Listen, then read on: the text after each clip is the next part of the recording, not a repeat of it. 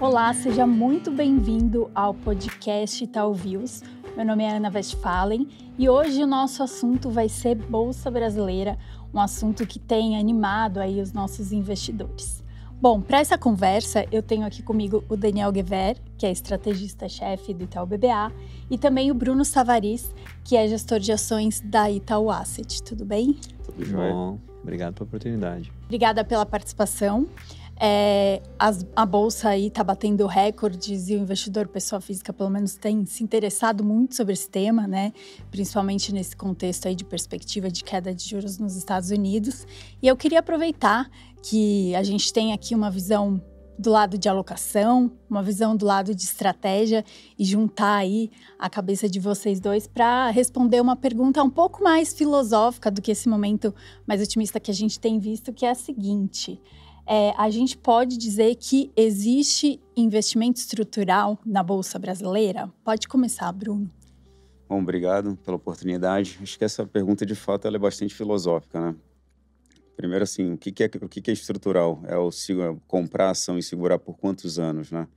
Acho que, para contextualizar, a gente precisa olhar o cenário macroeconômico brasileiro e entender que, se a gente pegar de 2011 para cá, ou seja, quase 15 anos de história, a gente tem basicamente um PIB per capita flat, ou seja, não cresceu nada. A gente tem uma renda real disponível também quase que não crescendo nada.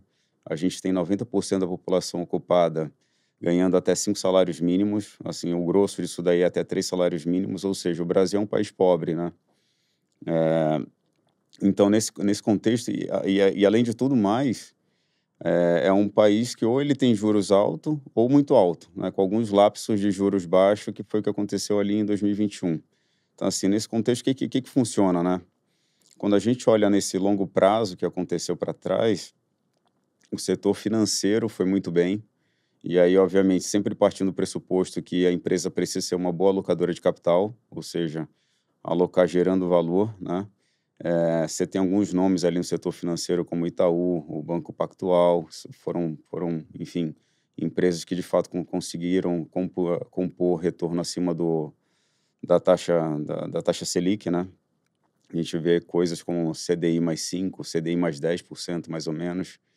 Tem outro setor também que foi muito bem nesse período, e aí basicamente porque ele é regulado e o arcabouço regulatório dele, enfim, basicamente considera inflação, considera o custo de capital das empresas, enfim, então elas conseguem se adaptar com o cenário macroeconômico. E, além de tudo mais, é um setor que é meio agnóstico a crescimento econômico. A economia bombando ou não, continua sendo um regulatório firme, que é o setor de utilities, na parte de elétrica e saneamento. Enfim, você tem algumas empresas que foram bastante bem-sucedidas na alocação de capital. Você pode pegar a Equatorial, pode pegar a Energisa. A própria Sabesp, agora, após privatização, está com uma agenda super boa. Enfim, então esses dois setores vão muito bem.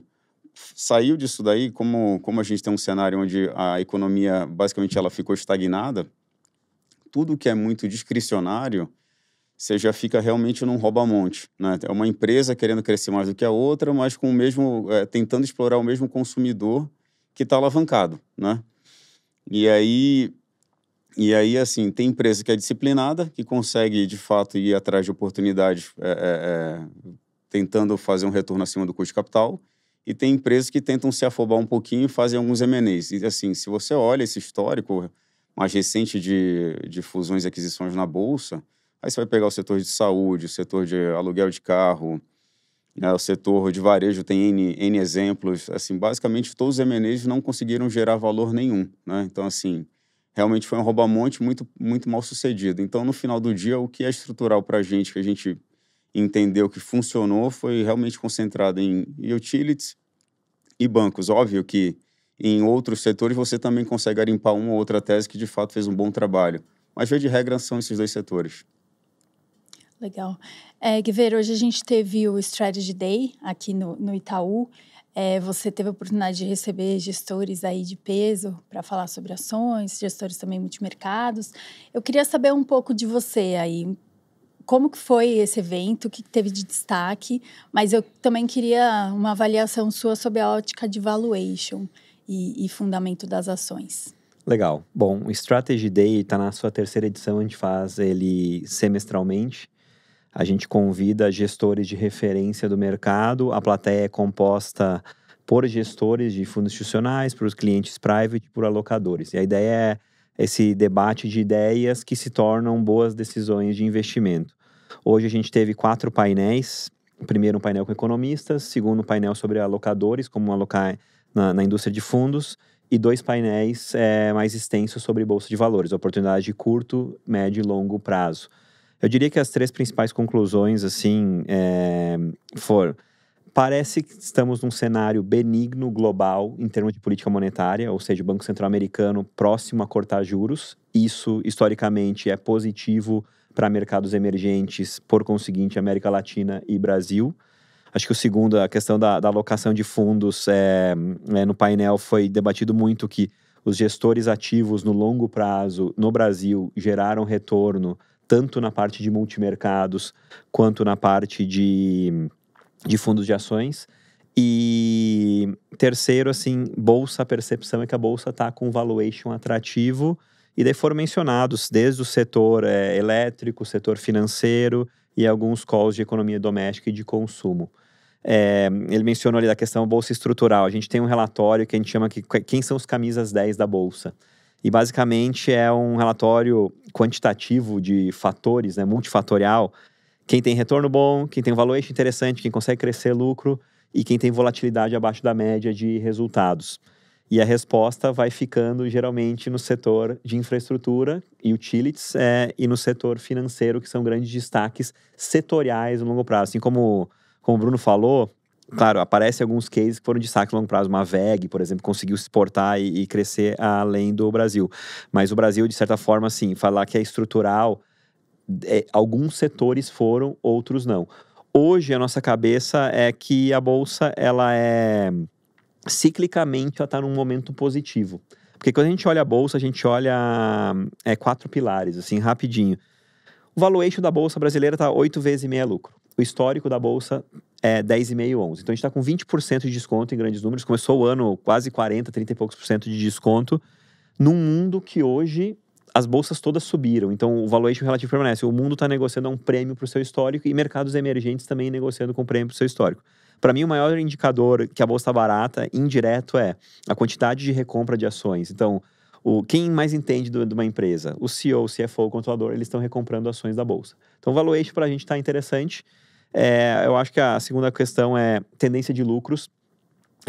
Quando a gente entra num período de política monetária, geralmente tem um benefício de aceleração de lucros de economia doméstica. Esse ano, a parte doméstica da bolsa, né? A bolsa o que é? 1/3 setor financeiro, 1/3 commodities e 1/3 doméstico. A gente tem uma questão que esse ano vai crescer single digit, né? Um dígito baixo, o lucro da economia doméstica. Ano que vem, dada a política monetária, potencialmente vai crescer duplo dígito essa economia doméstica. Então, tendência de lucro para a gente está interessante. Não é o melhor dos mundos, porque eu ainda não vejo os analistas revisando todos os números para cima. E a parte macro, a gente tem, acho, 3 data points legais aqui. Quando eu paro de subir os juros no Brasil, historicamente, olhando um ciclo longo nos últimos 20 anos, a bolsa sobe em média 6 meses, 8%. Não é nada demais. Mas quando eu começo a cortar juros, a bolsa anualiza quase 40% de alta, sobe 18, 19% em 6 meses. Então é bem forte esse movimento. E geralmente o gestor, ele antecipa um pouco esse quesito. Então, questão de posicionamento, talvez existe uma chance de a gente cortar juros aqui, que o Brasil seja uma exposição cíclica interessante também de mercado. Legal. O investidor pessoa física ouve muito, faz um tempo que a bolsa está barata, né? E é um tema que recorrentemente a gente volta quando encontra gestores de a bolsa está barata estruturalmente ou são nomes, single names, né? Ações específicas, empresas e assim, na conversa com gestores fica muito claro que cada um tem seus cases aí, mas de maneira geral dá para sentir um otimismo, né? Eu queria saber um pouquinho do Bruno, do lado dos fundos, né? Como que tá o seu ímpeto em relação a isso? Mas também queria que explicasse um pouco para quem está acompanhando a gente, um pouco do seu mandato, do seu trabalho como gestor de fundos. Perfeito. Até fazendo só uma complementação em relação ao comentário do GV sobre a VEG, né? A VEG é uma empresa interessante. Ela entendeu que o Brasil ficou pequeno demais para ela, né? Dado esse contexto de PIB flat. E ela conseguiu expandir com disciplina o que ela fazia muito bem no Brasil. Então, hoje, 50% da receita dela é fora do Brasil. Então, ela é uma empresa que realmente conseguiu compor retorno ao longo do tempo, né, por causa disso. Mas, voltando à sua pergunta, qual o nosso mandato? Né? O produto é um produto long and short, ou seja, a gente compra ações e vende ações. O mandato é gerar retorno para o acionista, independente do cenário de bolsa, se a bolsa é de alta ou se a bolsa é de baixa, né? Sempre conseguindo algum retorno em cima do CDI. Né? Então, essa é a cabeça de retorno absoluto. Tá? Como é que a gente faz esse processo? A gente basicamente faz uma análise do cenário macroeconômico para entender quais setores faz mais sentido a gente alocar o risco, né? Se a gente acha que o crescimento econômico global está mais forte, provavelmente a gente vai ter mais commodities no portfólio. Se a gente entende que a economia vai ciclicamente passar por um processo de recuperação, a gente vai ficar mais exposto à economia doméstica. E assim por diante. Feito isso, a gente faz análise bottom-up, que a gente chama, né? A gente começa a ver dentro de cada setor que a gente analisa quais são as melhores teses, né? Dentro desses setores. Sei lá, pegar a tese de utilities, por exemplo. Se a gente gosta mais de Sabesp, ou se a gente gosta mais de Equatorial, ou até mesmo de Sanepar, que é uma tese menos coberta. Enfim, é por aí. E aí, feito isso, né, e até pegando o gancho aqui com relação se a gente está otimista ou não com a Bolsa, eu acho que ficar batendo na mesma tecla de sempre, de que a Bolsa está barata, uma hora você vai parecer um desquebrado, né? Acho que não se trata só de preço. O preço, de fato, parece interessante. O mais interessante agora, na verdade, é o contexto global. A gente passa por um processo onde, nos últimos anos, Estados Unidos, de fato, foi o grande motor da economia global em termos de investimento em equities, né, em bolsa.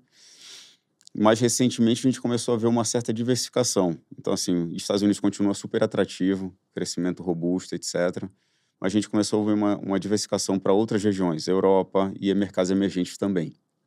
Né? Nesse contexto, quando a gente olha aqui o início do ano, por exemplo, o Brasil foi super bem, nossa moeda foi super bem também, mas não foi um caso isolado. Né? Você pega Chile, Colômbia, México, Brasil, Turquia, até a Grécia também foi super bem, então foi meio que generalizado, né? E por que isso aconteceu? Uma questão de fluxo, né? Se a gente olhar a liquidez do mundo, só esse ano ela expandiu em coisa de 10 trilhões de dólares, né? Essa é uma liquidez boçal. O que veio para o Brasil foi muito pouco, né? Ainda.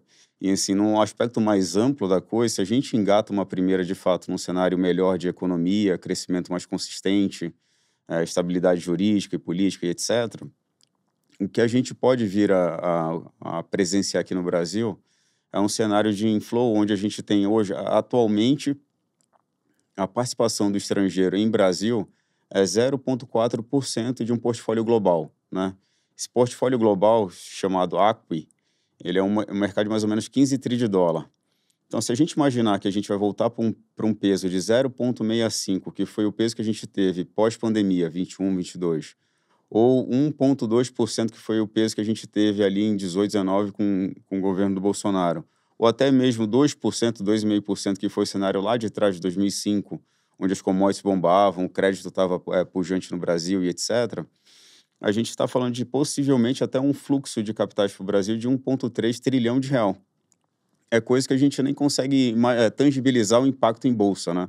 Hoje, a indústria local é uma indústria muito pequena, né? Ficou muito pequena. A gente está falando aí da indústria de fundos de coisa de 350, 400 bilhões de reais. Hoje, realmente, ela foi meio que dizimada nesses últimos 2 anos. Então, realmente, a gente está num cenário atualmente de terra arrasada, né? Tanto com relação aos investimentos na bolsa pelos locais, pelo institucional estrangeiro também. Então, assim, qualquer movimento realmente vai fazer muito preço, né? Então, acho que a gente está mais animado com relação a isso. Acho que não tem muito como piorar daqui. E quando a gente olha também a atratividade da Bolsa, né? Assim, até pegando o gancho no que o GV falou, o cenário de juros é um cenário hoje que a gente começa a construir uma tese de peak rates, né? As taxas de juros no mundo estão realmente próximas de um patamar de pico. A gente viu mais recentemente alguns dados bem relevantes nos Estados Unidos que realmente vêm Eles vêm a carimbar, eventualmente, o corte de juros agora em setembro, pelo Fed. E a gente tem aqui um cenário de inflação mais comportada no Brasil, o câmbio apreciando ajuda, e a gente pode ter ou um corte de juros em dezembro já desse ano, ou mais tardar início do ano que vem, janeiro, março do ano que vem. Então, assim, com a taxa de juros hoje é 15%, assim, o economista menos otimista, ele vai ter um corte de 2 pontos percentuais na curva. E, geralmente, o mercado subestima esse corte de juros em coisa de até 3 pontos percentuais. Ou seja, esse corte de juros pode ser de 5 pontos percentuais, né? E quando você olha os juros mais longo, né? Se você olhar a composição desse juro nominal na ponta longa, você tem lá uma inflação implícita de 6,5%, que é muito alta, né? Tranquilamente daria para imaginar uma inflação próxima de 3,5%, então são 3 pontos a menos aqui. E se você olha o juro real de 7,5%, também é um juro muito alto. Então você pode falar que, puxa, num cenário de NTNB de 5,5%, quando você compõe com o impacto que você pode ter na inflação implícita, são 5 pontos percentuais a menos de juros. Então, assim, para uma bolsa que tem um fluxo de caixa com duração média aqui de 15 anos, você coloca 5 pontos em cima de 15, duration de 15 anos aqui, você está falando de impacto de mais de 60% na bolsa.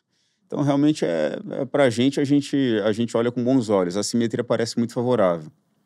Agora, não dá para a gente fechar o olho e esperar a coisa acontecer. A gente, de fato, tem que fazer o processo de gestão ativa, todo o dia a dia de olhar o portfólio, os riscos que estão por vir e tentar dosar ali a alocação de capital no portfólio. Acho que é isso. Legal. Você falou um pouco de fluxo estrangeiro, né? Então, essa é a minha deixa para eu ter alguma informação aqui do Gever, super privilegiada, porque ele acabou de voltar de um roadshow com grandes alocadores aí nos Estados Unidos. Então, eu queria saber como é que você acha que está o apetite deles para o Brasil e como que a gente está posicionado aí nesse movimento de realocação global dos portfólios. Não, legal. A gente fez um roadshow semana passada nos Estados Unidos. Visitamos 28 investidores, então gestores bem relevantes no mercado global. Acho que tem 3 tópicos aqui assim que chamam a atenção do investidor. O primeiro aqui, corroborando aqui com o que o Bruno falou, as pessoas tinham esquecido, né, que a Bolsa Americana está na máxima histórica. Pô, será que esqueceram a diversificação? Vários gestores que eu falei mencionaram, meu time de vendas está trabalhando dia e noite participando do que eles chamam de pitch contest, os mandatos para tentar ganhar um ativo. Então, de fato, alocadores americanos estão olhando para alocar fora disso. E mercados emergentes é uma categoria de ativos que está olhando. Então, a gente acha que isso... Nossa percepção é que deve ter fluxo para a Bolsa de estrangeiro nos próximos 6, 12 meses, vindo dessa parte mais top-down. O segundo tópico que eu chamo a atenção eu tinha ido nos Estados Unidos exatamente na mesma semana do ano passado. E daí a discussão era, o Brasil vai subir os juros porque isso é bom para conter a inflação e fazer o correto. Só que perante o investidor estrangeiro, subir juros no passado é uma coisa ruim, porque ele vê que o lucro na frente desacelera. E agora a gente está em outra situação. Agora a gente está na situação assim, será que vai cortar os juros? Quando vai cortar os juros, né? O time aqui de economia, ele espera que o juro seja cortado ali em janeiro. E como é que o investidor estrangeiro lê isso? Ele lê o impacto no lucro potencial. E o impacto no lucro potencial deve acelerar o lucro 12 e 24 meses à frente, potencialmente. Então, ele vê com bons olhos países que estão cortando juros e, por isso, o Brasil chamou a atenção nesse quesito. E eu acho que o terceiro ponto, assim, o que foi mais demandado e menos demandado? O setor, de longe, mais demandado e que tem mais interesse do investidor estrangeiro é o setor financeiro. É a maneira que eles olham para ter uma exposição de qualidade em uma economia doméstica. Então, setor financeiro, desde bancos até empresas de mercado de capitais foram destaques. Mas outros 3 setores me chamaram a atenção, assim, que aumentou a demanda.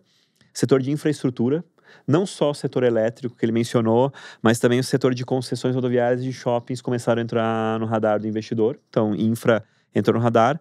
Outro setor que estava bem esquecido, que me chamou a atenção, destaque, foi o setor de saúde, que que é um setor que o investidor enxerga como secular, com crescimento previsível, só que nos últimos 5, 6 anos não tinha sido assim no Brasil. Então esse investidor estava voltando a olhar isso, e o setor de construção civil, que é uma alternativa, ele tinha uma liquidez menor, a liquidez está melhorando. Então esses 4 setores, temas foram destaques. E o que teve menos atrativo essa vez foi commodities. Acho que um pouco a função, né, do real se valorizando, do dólar mais fraco no mundo, então commodities um pouco menos atrativo.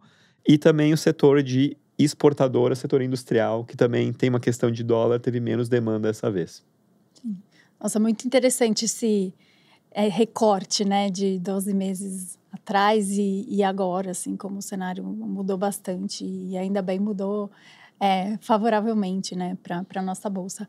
Bruno, se eu não te perguntar sobre alguns setores e algumas teses, eu acho que quem está acompanhando aqui o podcast vai ficar super chateado comigo. Então, eu queria aproveitar para te perguntar quais setores que você tem visto que você acha que tem um potencial maior de retorno nesse cenário? Olha, assim, os próximos 12 meses vão ser bastante conturbados, né? Então, assim, a forma como a gente toca o portfólio, se a incerteza macro ela é grande, não dá para ter também incerteza micro, né? Então, nosso portfólio ele é bastante balanceado e ele casa muito com a nossa cabeça de investimento estrutural. Ou seja, a gente tem bastante exposição ao setor financeiro. E aí eu não vou, enfim, vou meio que chover no molhado, mas eu gosto de Itaú. Itaú está fazendo um belo trabalho. O Pactual também está fazendo um belo trabalho. A gente tem exposição mais recente, até foi um belo investimento no Nubank. A gente tem Stone também, que é um meio de pagamento que realmente se beneficia bastante com o cenário de corte de juros e tem feito também um bom trabalho micro, né, na tese. Fora isso, uma coisa que quando a gente olha pensando num cenário um pouco mais otimista de bolsa, formas de capturar isso seria via teses de capital markets, né? O que a gente gosta nesse setor? Hoje a gente tem uma posição em B3, que é uma posição que majoritariamente os locais não gostam muito, mas a gente acha que é um baita de um setor, né? Assim, margens boas, né? A empresa muito bem posicionada nesse setor. Tem bastante ruído com relação ao aumento de competição, mas acho que no final do dia o impacto financeiro ele é limitado, né, nos próximos 5 anos. Nesse meio tempo, a empresa ela vem pagando dividendo razoavelmente gordo, né, fazendo recompra interessante. Ou seja, para a gente é um carrego que faz sentido ter, né? Fora isso, como eu falei, utilities. A gente gosta ali de várias empresas, né? Sabesp é uma empresa que a gente gosta bastante, tem indo super bem. A gente vê ainda um cenário de crescimento forte, oportunidades interessantes de investimento no setor de saneamento. A gente gosta também de Equatorial, Energisa e Copel, basicamente as 3 principais distribuidoras de energia do setor. No mais, o que a gente tem de mais recente é uma posição em Eletrobras, já pensando num cenário melhor de preço de energia no Brasil. E aí, se você quiser lucubrar um pouquinho mais, você vai falar assim, poxa, o preço de energia no Brasil é muito barato. A gente está tendo uma demanda global por energia, com toda essa expansão do AI, né? Com data centers e etc. A gente acha que a Eletrobras está bem posicionada também com um plano de pagamento de dividendos interessante. E, por fim, acho que a tese que é menos coberta, menos entendida, e que a gente tem uma visão mais favorável em termos de assimetria, né? É a Sanepar, que hoje ela negocia com desconto interessante em relação às outras empresas de saneamento no setor. Ela está num estado do Brasil onde o governador fez um belíssimo trabalho com a privatização da Copel, o estado do Paraná. E eu tendo a imaginar que o próximo governador do estado deveria continuar esse processo de privatização. Ainda que esse processo não aconteça, só pelo carrego do dividendo que essa empresa paga, mais a possível reprecificação da ação em cima da base regulatória dela, a gente já vê um retorno bem acima do CDI. Se a privatização acontecer, é ainda melhor. Então, assim, a assimetria é muito favorável. Então, a gente tem uma posição ali de estudo, a gente vem acompanhando já há algum tempo, óbvio que ainda tem algum chão até a gente começar a ter mais notícias em cima desse tópico, mas é uma ação que a gente gosta. Fora isso, A gente tem ações pontuais em outros setores, que são ações que a gente entende que conseguem fazer composição de retorno. Então, assim, dentro do segmento de industrials, né, de industrial, a gente tem uma participação em GPS, que eu acho que ela começa agora a engrenar novamente o crescimento orgânico dela na ponta. Uma empresa que vem entregando basicamente uma máquina de fazer bons M&As, né, no setor. A gente ainda tem Embraer. Embraer foi uma posição muito feliz que a gente teve no ano passado. A gente conseguiu comprar isso daí realmente na formação do preço dessa ação, né? Acho que quando ninguém estava olhando muito, a gente comprou por volta de uns R$20 ali, o papel hoje está 80. E ainda no 80 a gente tem dó de vender, porque a gente fala, pô, agora está funcionando e acho que vai mais, entendeu? Então a gente ainda carrega uma posição ali, a gente vê alguns triggers importantes nos próximos 6 meses para essa ação continuar funcionando. Fora isso, que mais que dá para a gente falar aqui de bate-pronto? A gente tem dentro de varejo, não é muito uma ação de varejo em específico, ela está muito mais meio que idiosincrático, né? Que é o caso de Smart Fit. Acho que tem um crescimento ali que ainda a gente vê um perfil de crescimento do lucro líquido dessa empresa nos próximos 3, 4 anos bastante robusto, bem acima da média. Então, a gente acha que faz sentido carregar. Acho que, em linhas gerais, é meio que isso, né? Não tem tantas ideias mirabolantes, não. Acho que é mais o feijão com arroz mesmo. Legal. E você, Guever, quais são os seus temas preferidos?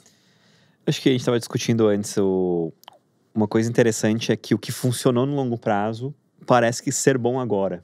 Então, você não precisa inventar tanto. Eu ainda acho que não é hora de comprar small caps alavancando tanto. Acho que comprar ações de liquidez de qualidade brasileiras nesse momento. Então, acho que o primeiro tema que a gente gosta é infraestrutura e bond proxy. Então, são as ações atreladas à taxa de juros. E aqui entram setor de saneamento, a gente concorda com o de Sabesp.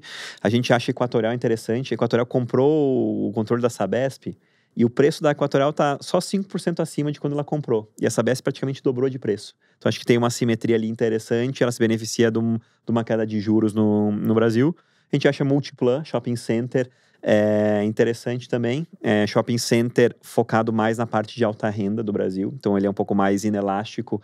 Acho que tem um debate aqui que é o que é rate sensitive, então que é sensível aos juros, mas não é tão economic sensitive, que não é tão sensível a uma desaceleração econômica, que potencialmente a economia vai desacelerar com esses juros altos que a gente tem aqui. O primeiro tema, infraestrutura e bond proxy, nesse sentido. O segundo tema, olhando para a parte doméstica da economia, eu chamo de cíclicos de qualidade com carrego. Então, eu quero uma parte doméstica, mas eu quero que tenha rentabilidade do seu patrimônio alto e que me dê um dividend yield.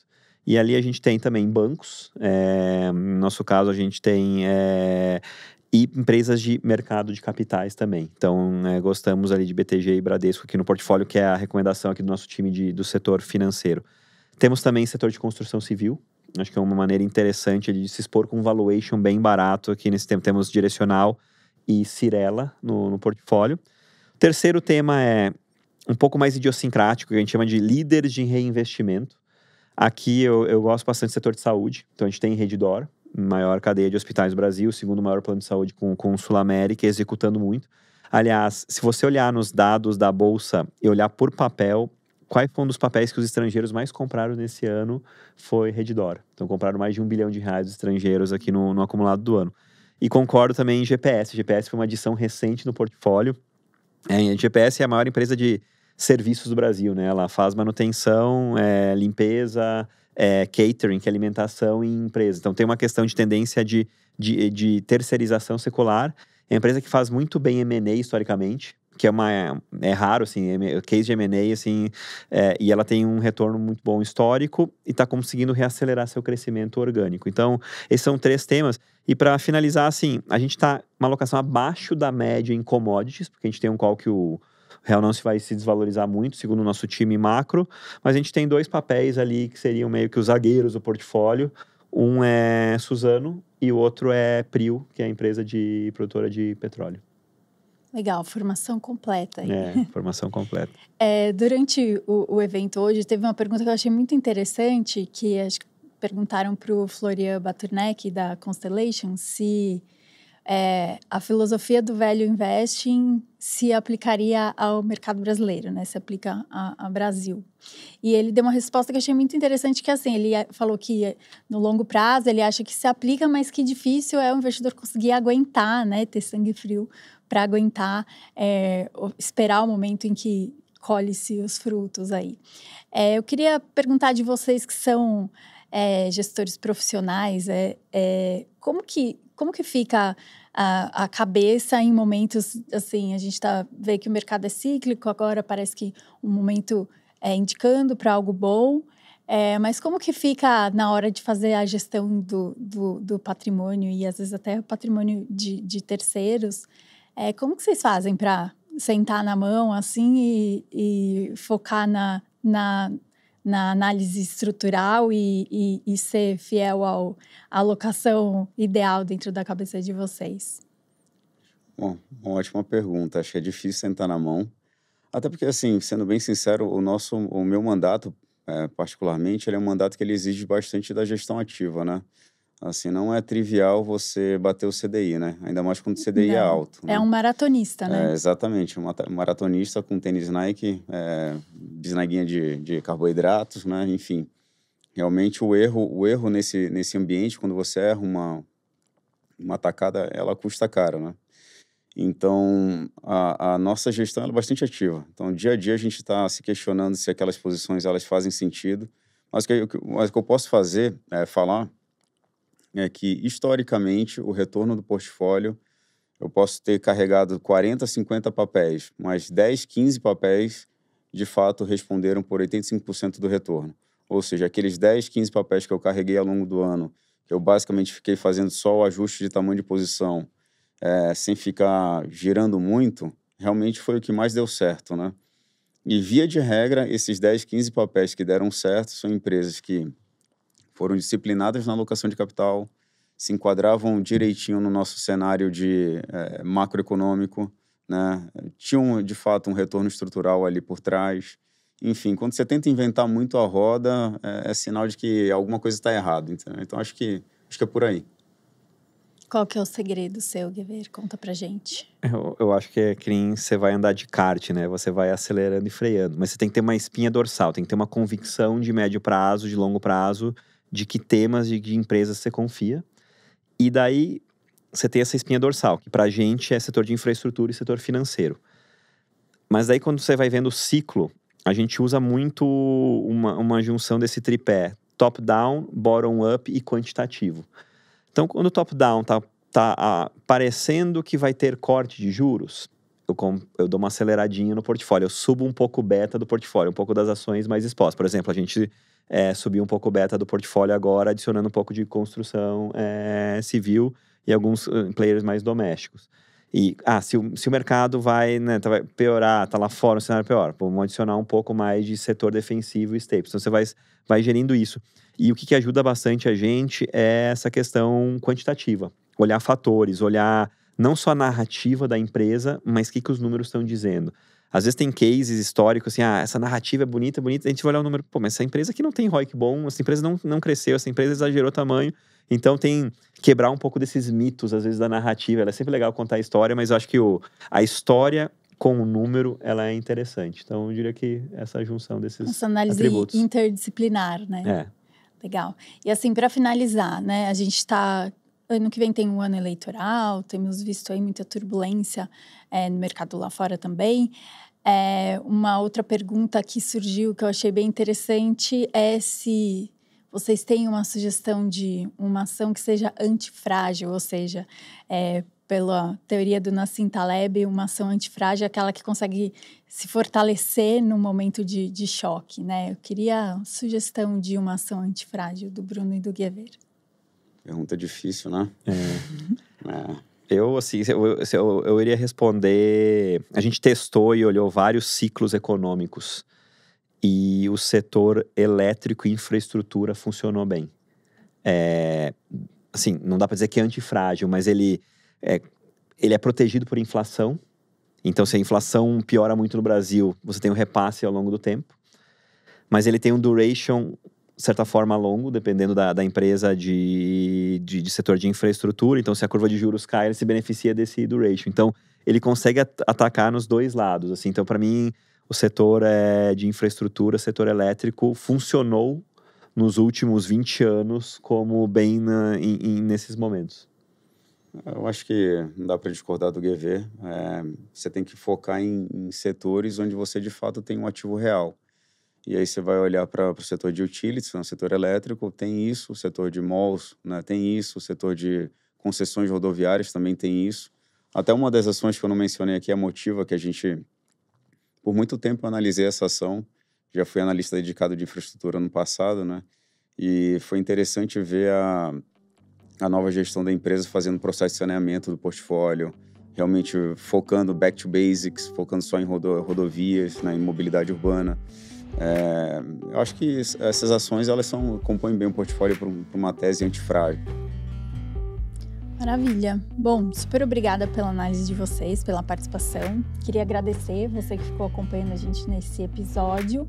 E, por favor, não deixem de acompanhar nossos conteúdos no Instagram e também os relatórios do Itaú BBA lá no Telegram. Obrigada, até a próxima.